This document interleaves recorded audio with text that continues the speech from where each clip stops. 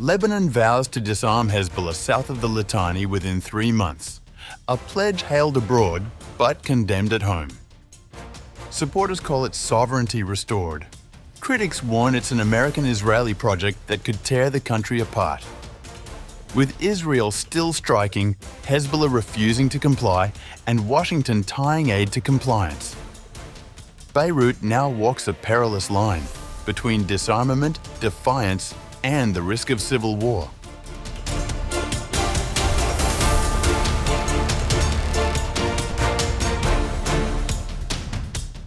Lebanon has announced a bold and controversial plan to fully disarm Hezbollah south of the Litani River within 3 months.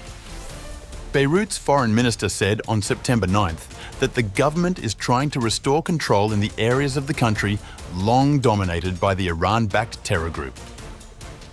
Foreign Minister Youssef Raggi told AFP that Lebanese military chief Rodolphe Haikal presented the government with a 5-stage plan last week to implement a policy setting the Lebanese state as the only legitimate bearer of arms. He said that the first stage should take 3 months, during which the removal of weapons will be completed south of the Litani River in November. The move is aimed at making the Lebanese state the sole legitimate bearer of arms. For Israel, the commitment addresses a long-standing demand. The Litani River lies just 25 kilometers from the border, and successive Israeli governments have insisted for years that Hezbollah's armed presence there violates UN Resolution 1701, which ended the 2006 war. Raggi insisted the new policy is designed to restore sovereignty and meet international obligations. Meanwhile, former Lebanese Foreign Minister Adnan Mansour, in an interview with Mehr news agency, said that any forced disarmament plan is part of an American-Israeli project and would be disastrous. Disarming Hezbollah resistance movement will plunge Lebanon into a quagmire. How can the resistance movement be disarmed while parts of Lebanon are occupied by Israel? There is no country in the world that is occupied and has an occupier on its soil and surrenders its weapons. Do whatever you want in our land and homeland. This is unacceptable, especially since the Lebanese people have paid a heavy price for the liberation of their land by confronting the Israeli enemy in all its aggressions. Mansour argued that no nation under occupation would voluntarily give up its weapons, stressing that Israel continues to hold Lebanese territory and violates the ceasefire with daily overflights and drone strikes. He cited over 4,000 ceasefire violations since November 2024, which he said caused 260 deaths and 1,500 injuries. Amid domestic and international pressures, Lebanese President Joseph Aoun has openly urged disarmament under heavy US pressure. Information Minister Paul Morkos told reporters last week that the army is committed but warned against unrealistic expectations.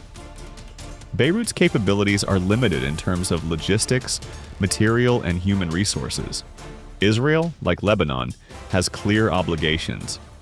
However, its continued violations constitute evidence of its reneging on these obligations and seriously threaten regional security and stability. But Hezbollah is not complying. When the cabinet adopted the plan last week, several Hezbollah and allied Shiite ministers walked out in protest. The group accused Beirut of surrendering to foreign pressure, declaring it would treat this decision as if it doesn't exist. Under that US-brokered ceasefire, both Israel and Hezbollah were required to withdraw from southern Lebanon. But Israel has retained positions it considers strategic and continues launching strikes against what it calls Hezbollah arms depots.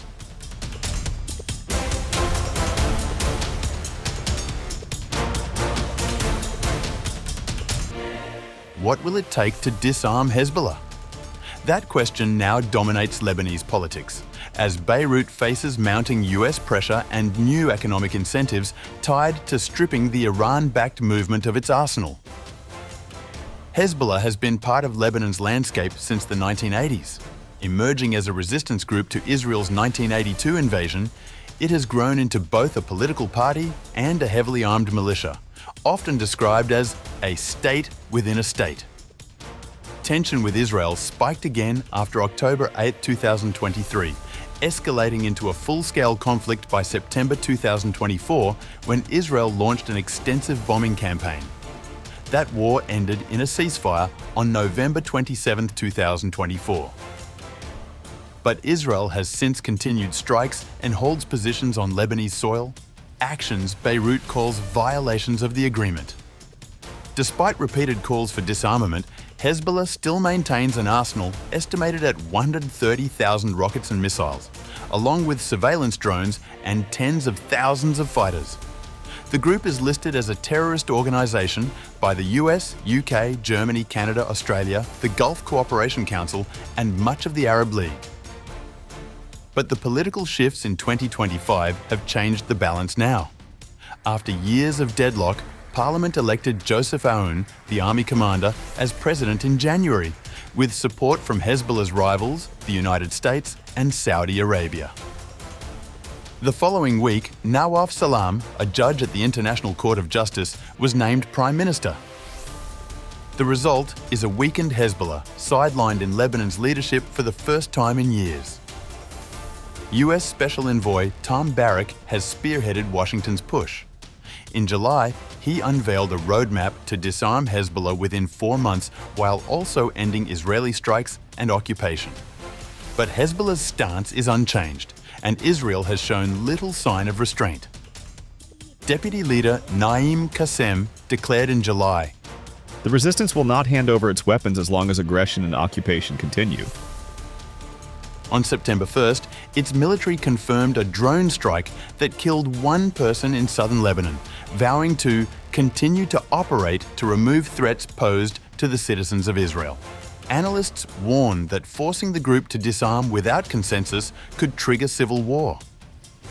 Yet, with US and Gulf incentives tied to Lebanon's economic survival, Beirut's leaders may feel they have no choice but to try. For now, Hezbollah remains defiant, Israel remains on the offensive, and Lebanon's fragile government walks a tightrope between international demands, domestic pressures, and the shadow of another war.